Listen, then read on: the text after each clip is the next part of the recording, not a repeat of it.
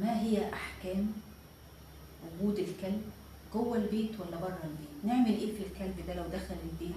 وإيه وضعه؟ وإيه موضوع الكلب لما يكون بره البيت؟ هل الكلاب بس للحراسة؟ إحنا مش عارفين، جايين نسأل حضرتك يا فضيلة الشيخ.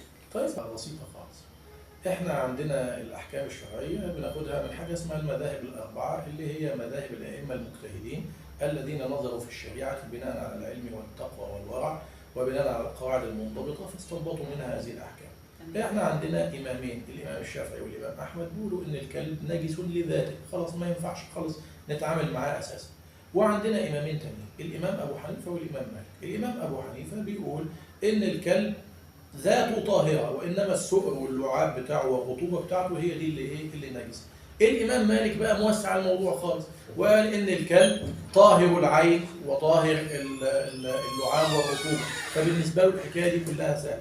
وبناء على ذلك دار الإفتاء المصرية قالت ما فيش أي مشكلة في إن الناس تقتني الكلاب لأي غرض من الأغراض، مش للحراسة بس، أخذا بفتوى المالكية. فالموضوع واسع، يعني الموضوع مش موضوع صعب ولا حاجة ولا في أي مشكلة، لأن أي واحد يعني يأخذ بأي قول من أقوال الأئمة المجتهدين هيبقى ما عندوش أي مشكلة في النقطة دي، لأن ده قول إمام مجتهد معتبر، وطالما قول إمام مجتهد ومعتبر يبقى ما عندوش أي تبع.